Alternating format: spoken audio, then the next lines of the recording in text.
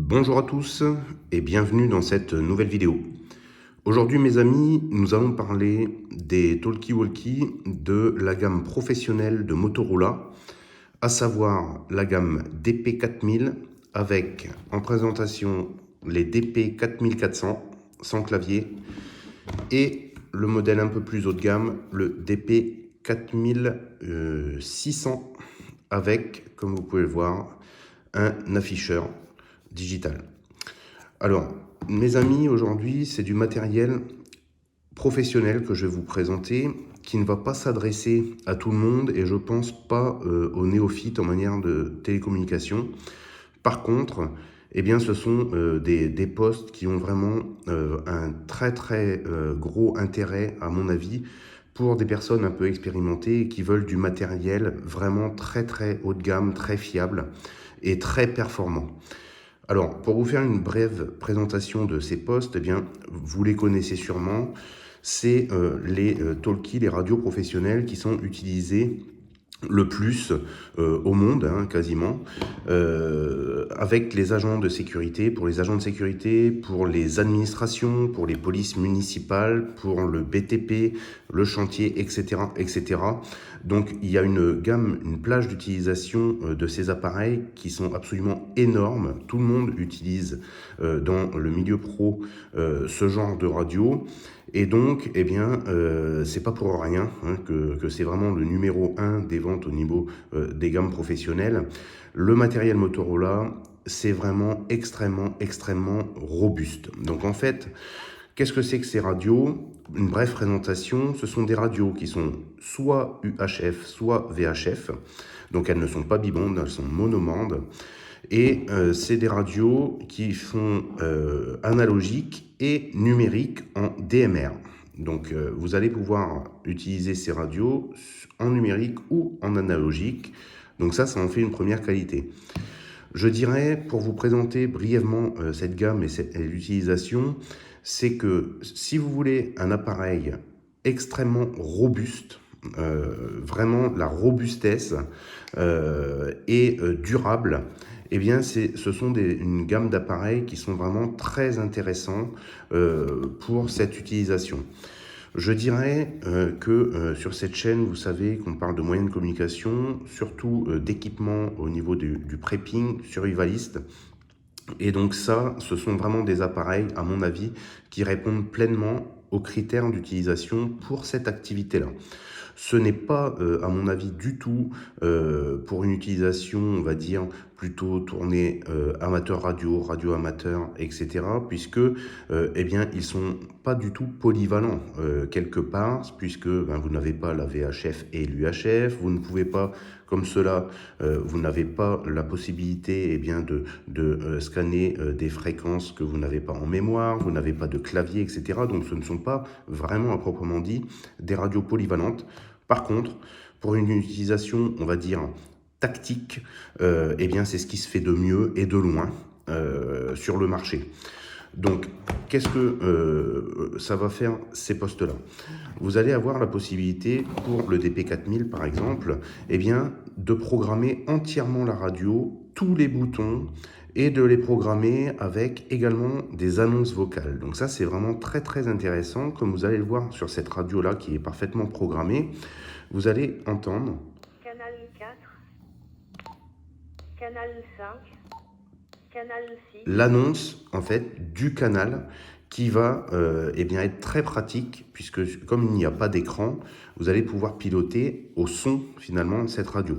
Donc là, moi, celle-ci, ben, je l'ai programmée avec, par exemple, différentes zones. Donc, vous allez pouvoir zoner vos canaux avec une zone, par exemple, pour les PMR, une autre zone pour le DMR, une autre zone pour l'écoute des relais, etc., etc. Donc là, pour le coup, Channel 33. voilà. Zone 1. Zone 2. Voilà, j'ai programmé deux zones sur celui-ci et vous pouvez alterner directement avec ça. Donc sur le côté, vous avez un énorme PTT. Vous avez un autre bouton programmable où il y a par exemple le scan. Voilà. Et vous avez la possibilité eh bien, d'avoir deux puissances, puissance basse, puissance haute, 1 watt et 5 watts d'émission. Donc ce sont des talkies, si vous voulez, qui ont une portée et une réception qui va être tout simplement énorme. Voilà, ça c'est vraiment un gros avantage également de ce genre de radio. Vous allez avoir une qualité de réception qui est absolument impressionnante.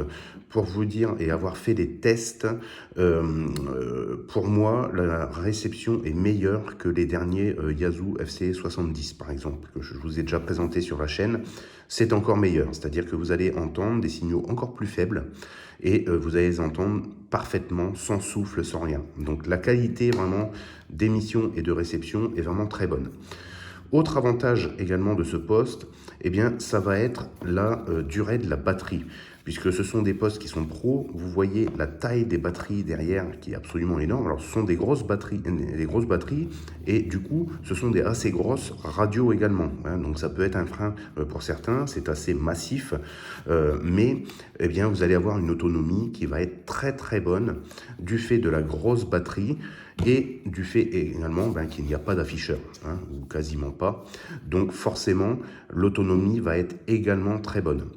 Donc je vous dirais que si vous cherchez quelque chose de très performant à déployer sur le terrain en utilisation tactique ou en utilisation par exemple de randonnée, ce type d'appareil est vraiment excellent. Par exemple, dans le cadre d'un départ sur une BAD, où vous voulez déployer un moyen de communication fiable et complètement performant de manière délocalisée, eh bien, soit vous emportez ce petit talkie ou alors vous allez l'accessoiriser.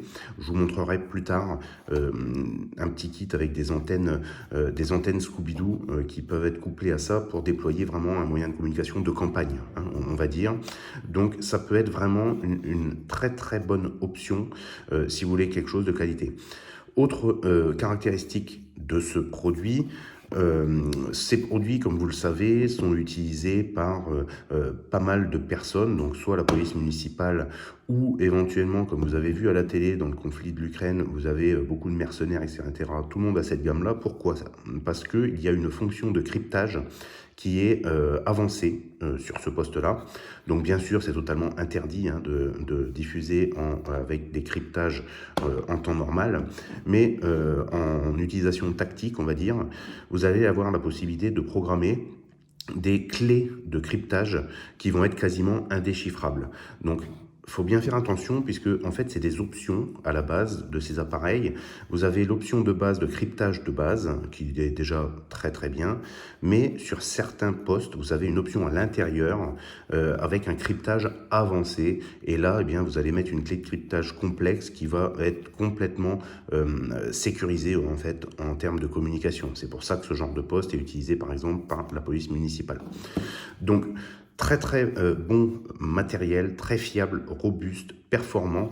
Donc je pense que c'est vraiment une utilisation qui est très intéressante, vraiment dans le cadre tactique prepping, un poste qui va être intéressant. Autre chose qui va être intéressante, eh bien, c'est qu'on va pouvoir programmer bien sûr là-dedans des relais DMR. Donc si vous avez des fréquences de relais et les codes couleurs, le slot, etc., vous allez pouvoir vous connecter et entendre les relais amateurs ou relais professionnels qui sont quasiment tous maintenant en DMR, en mode numérique. Donc ça va faire le mode du numérique. Donc ça c'est très intéressant. Autre chose que je voulais vous souligner et qui me paraît également un argument important dans le cadre de prepping, c'est que ces postes sont extrêmement fiables, mais surtout sont réparables. Et ça, bien, c'est une qualité vraiment de la gamme Motorola. Il en existe vraiment des milliers en service au travers le monde, et on trouve absolument toutes les pièces de rechange pour les réparer nous-mêmes. Et là, c'est vraiment un énorme avantage, je pense, en termes de durabilité. Vous allez pouvoir racheter des batteries en aftermarket sur AliExpress par exemple, vous allez pouvoir racheter des batteries, mais vous allez également pouvoir acheter des pièces de rechange. Vous allez pouvoir racheter une antenne si elle est cassée, racheter des caches poussière si vous l'avez perdu, mais ça va même au-delà, vous allez pouvoir le réparer à l'intérieur. Donc je vais vous montrer un petit peu, j'ai un kit de réparation, vous allez pouvoir acheter des coques carrément en aftermarket pour réparer. Celle-ci était abîmée, hein, comme vous le voyez là. Donc j'ai acheté un kit de réparation qui va se composer de toute la partie plastique et également des connecteurs ici, qu'on va retrouver ici, hein, des connecteurs pour la programmation ou pour mettre un micro déporté. Et donc, de manière très très simple, vous allez pouvoir acheter complètement des pièces de rechange et pouvoir les changer vous-même, puisque à l'intérieur, c'est extrêmement facile finalement. Il y a une grosse carte qui se trouve ici, et vous avez en gros 2 nappes à connecter, une nappe qui va être liée au bouton, et une autre nappe qui va connecter la board principale, et c'est tout. Sur certains appareils, on peut avoir une défaillance du haut-parleur, ça commence à crachoter un petit peu. Vous pouvez racheter uniquement la partie haut-parleur pour quelques dizaines d'euros sur AliExpress par exemple. Et donc, vous allez pouvoir réparer entièrement votre radio, et ça, à mon avis, c'est vraiment quelque chose de très très intéressant pour la durabilité. Vous pouvez acheter des petites pièces additionnelles. Donc là, vous voyez un cache-poussière. Vous allez pouvoir changer les boutons également sur le haut, comme vous voyez ici, l'arrière, etc. Donc finalement, c'est quelque chose qui va être quasiment inusable puisque vous allez pouvoir vous procurer des pièces de rechange qui vont vous permettre de faire vous-même la maintenance sur ce genre de poste. Dernier point à signaler, ce genre d'appareil va vous durer 10-15 ans sans problème. Au niveau de la longévité et de la fiabilité, c'est quelque chose au top. Donc voilà, je voulais vous présenter ce type de radio. Alors, celle-ci, c'est le modèle du dessus, un peu plus élaboré, hein, on va dire.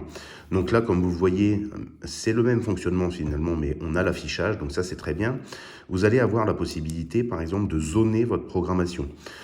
Donc là, vous allez pouvoir mettre, par exemple, la liste des relais. Je sélectionne ma zone et donc maintenant, je suis sur les différents relais, les RFRU par exemple.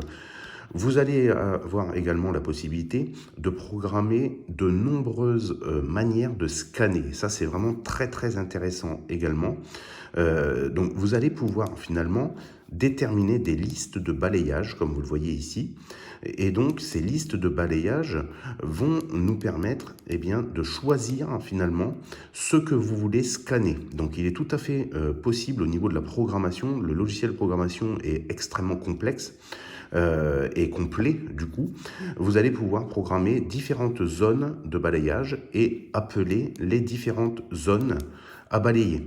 Donc là, j'ai mes différentes zones qui vont nous permettre d'appeler le balayage. Si je choisis la zone PMR, je vais lancer, je vais lancer avec ma touche le scan, et voilà, là je suis en train de scanner tous mes canaux PMR, tout simplement. Donc ça c'est vraiment pratique, vous pouvez mixer en fait des analogiques, des numériques, avec CTCSS ou sans CTCSS bien sûr. Vous pouvez faire un nombre quasiment illimité de listes de scans que vous voulez écouter. Donc si vous voulez monitorer par exemple que des fréquences dédiées à l'urgence, vous allez pouvoir vous faire une liste de scans qui va aller piocher dans les différentes banques et lancer le scan uniquement sur toutes les fréquences d'urgence que vous aurez choisies. Voilà, donc ça c'est très bien. Là, comme vous pouvez le voir, il y a une petite activité sur le 7, j'avais lancé le scan. Autre point très important, le scan est quasiment immédiat sur cet appareil, donc ça c'est vraiment un gros avantage par rapport aux autres postes également. Pour finir, les points négatifs, il y en a également beaucoup, c'est pour ça que je vous disais d'emblée que ce n'est pas un poste que je conseillerais aux débutants. Le premier point, bien sûr, c'est que c'est soit UHF, soit VHF. Moi, je vous conseille, comme cela, de prendre les UHF, puisque on pourra les utiliser sur le PMR 446, par exemple, même si on est un petit peu plus haut en termes de puissance. Il suffit d'utiliser ce genre de poste dans la puissance basse, c'est-à-dire que vous allez transmettre à 1 watt. Et honnêtement, quand vous utilisez ce genre d'appareils professionnels qui, oui, normalement sont réservés à une utilisation avec licence, j'aime beaucoup mieux que les gens utilisent un appareil professionnel comme celui-ci qui est parfaitement réglé sur les canaux PMR avec une utilisation en puissance basse de 1 watt plutôt qu'un Baofeng V5R qui va baver sur toutes les autres fréquences et qui va avoir aucune filtration et utiliser n'importe comment. Vous voyez, chacun fait comme il le veut, mais je pense que c'est beaucoup plus safe et beaucoup plus qualitatif pour tout le monde d'utiliser des matériels comme ça parfaitement programmés qui va être très très bien. Deuxième point noir à souligner, mais qui peut être un point noir, c'est que la programmation de ce genre de poste peut être compliquée. Le logiciel de programmation qui s'appelle CPS2 est pas facile à prendre en main, c'est très très complexe, mais d'un autre côté, une fois que vous vous y plongez, eh bien vous allez pouvoir faire tout ce que vous voulez en termes de programmation, ça va être nickel, vous pouvez vraiment faire comme vous voulez, tous les boutons, tous les menus, etc., etc. Tout est réglable par le CPS. Troisième point, on va dire négatif, le prix de ce genre d'appareil. Alors ça, c'est quelque chose qui fâche. C'est des appareils qui coûtent en neuf très très cher, hein, vraiment trop cher à mon avis. Un appareil comme celui-ci, le DPI 4400, on est dans les 500 euros. Un appareil comme celui-ci, on va être plutôt dans les 600 et quelques euros.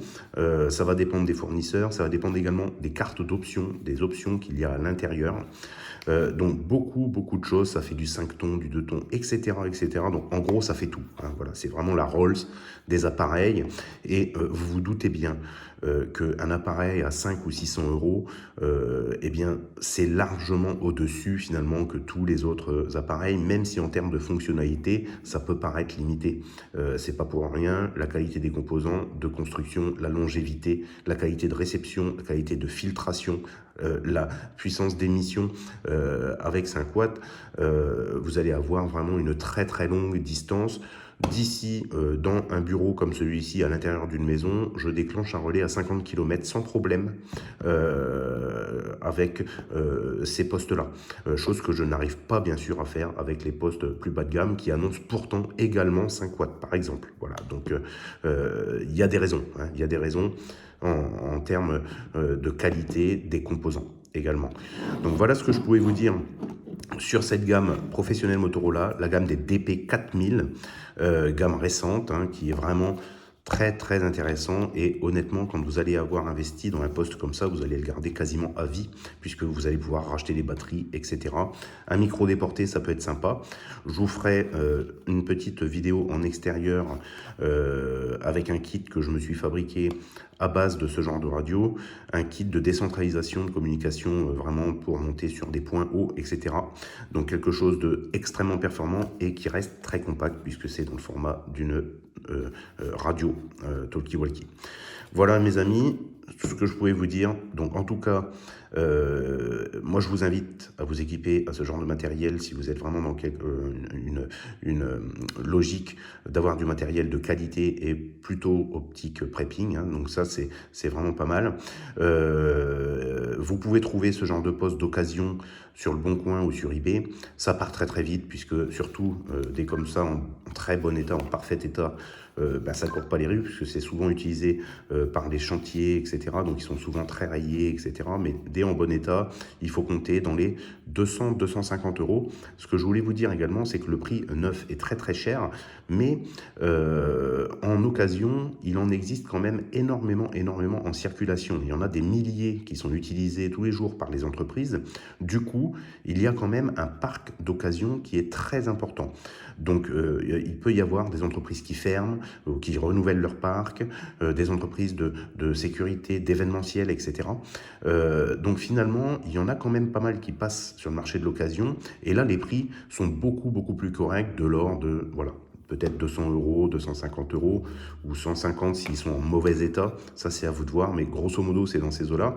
Et là, pour le coup, à ce prix-là, ça peut être intéressant d'investir dans du matériel comme ça, de qualité vraiment, qui va vous durer toute la vie quasiment. Voilà les amis, ce que je pouvais vous dire sur la gamme Pro. C'était Tom. Ciao les amis, à plus tard pour une nouvelle vidéo.